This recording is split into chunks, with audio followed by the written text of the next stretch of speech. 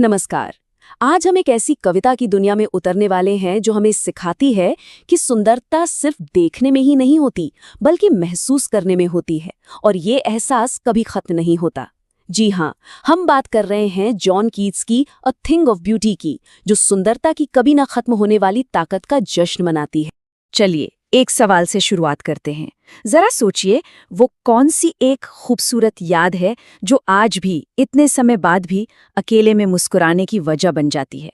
बस इसी एहसास को पकड़ कर रखिएगा, क्योंकि यही वो कनेक्शन है जो इस कविता की आत्मा है, यादें और सुंदरता। और ये रही वो लाइन जिसने इस कविता को और इसके ख्याल को अमर कर दिया। जॉन कीट्स हमें बताना चाहते हैं कि सच्ची सुंदरता वक्त के साथ धुंधली नहीं पड़ती, बल्कि वो तो हमेशा के लिए हमारे दिल में एक खुशी की तरह बस जाती है। तो आइए इस कविता के अलग अलग परतों को एक एक करके खोलते हैं। हम इन 5 पॉइंट्स के जरिए कीट्स के इस कमाल के आइडिया को और गहराई से समझेंगे। तो इस कविता को लिखा है महान रोमांटिक कवि जॉन कीट्स ने। वैसे ये कविता अपने आप में पूरी नहीं है, बल्कि उनकी एक बहुत लंबी कविता एंडिमियन का शुरुआती हिस्सा है, जो 1818 में छपी थी। ये वो दौर था जब कवि प्रकृति और इंसानी जज्बातों की गहराइयों में उतर रहे थे। कविता की शुरुआत ही एक बहुत बड़े, बहुत ही साहसिक दावे से होती है।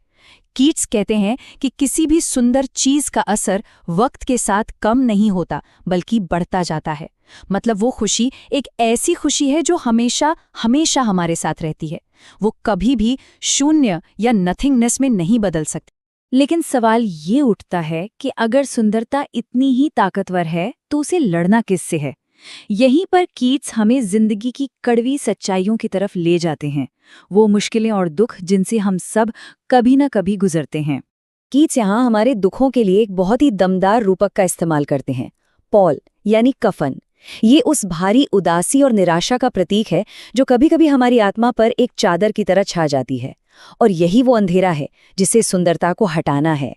और ये अंधेरा आता कहाँ से है?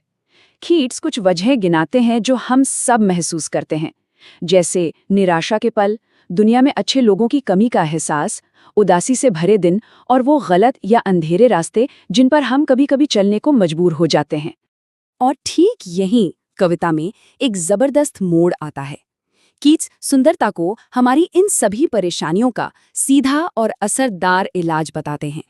इसे ऐसे समझिए, एक तरफ है हमारी परेशानियां, निराशा और उदासी, और दूसरी तरफ है सुंदरता जो हमारी आत्मा पर पड़े उस कफन को हटा देती है। एक तरफ है हमारा बेचैन मन और दूसरी तरफ है एक शांत कुंज जो हमें सुकून देती है। कीट्स बावर या कुंज शब्द का इस्तेमाल करते हैं। अब ये कोई असली जगह नहीं है, बल्कि हमारे मन के अंदर की एक शांत जगह है, एक पनाहगाह जिसे सुंदरता हमारे लिए बनाती है ताकि हम दुनिया के शोर से बचकर सुकून पा सकें। तो सबसे जरूरी बात यह है कि सुंदरता सिर्फ देखने की चीज नहीं है, ये एक एक्टिव फोर्स है, एक फूलों की माला की तरह जो हमें इस धरती से, इस जिंदगी से बांधे रखती है। ये हमें हर सुबह उठने और जीने की एक वजह देती है। ठीक है, तो सुंदरता हमें ठीक करती है, हमें दुनिया से जोड़ती है, पर ये मिलती कहाँ है? अब कीट्स हमें कुछ ऐसे उदाहरण देते हैं जो हर वक्त हमारे आसपास ही मौजूद हैं।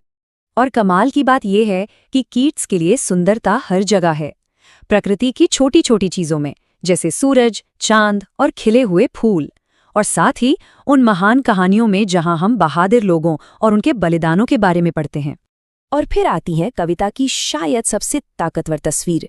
कीट्स सुंदरता की तुलना एक ऐसे कभी न खत्म होने वाले फव्वारे से करते हैं जिसमें से अमरता का अमृत बह रहा है, और ये फव्वारा सीधा स्वर्ग के दरवाजे से हम पर बरस रहा है। इस एक लाइन में 3 बहुत गहरे मतलब छिपे हैं। पहला, ये कि सुंदरता का ये झरना कभी सूखता नहीं, ये लगातार बहता रहता है। दूसरा, इसकी शुरुआत दैवीय है, ये हमें किसी ऊंची शक्ति से जोड़ता है। और तीसरा, ये हमें हमारी छोटी सी जिंदगी में अमरता का एहसास कराता है। तो आखिर में ये कविता सिर्फ कला का एक नमूना नहीं रह जाती, बल्कि ये जिंदगी जीने का एक तरीका, एक दर्शन बन जाती है। एक ऐसा दर्शन जो हमें मुश्किलों में भी टिके रहना सिखाता है। और यही कीट्स का सबसे बड़ा संदेश है। सुंदरता कोई लग्जरी, कोई शौक की चीज नहीं है, ये जिंदा रहने के लिए एक जरूरत है। ये वो औजार है जो हमें दुख और निराशा से लड़ने की हिम्मत देता है।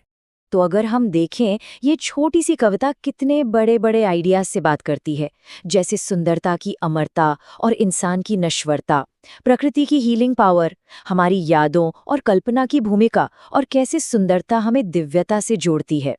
तो ये पूरा विश्लेषण हमें एक आखिरी सवाल पर लाकर छोड़ता है। कीट्स की कविता हमें अपने आसपास देखने और सुंदरता को खोजने के लिए कहती है। तो आज अपनी वो सुंदरता की चीज कहाँ ढूंढेंगे?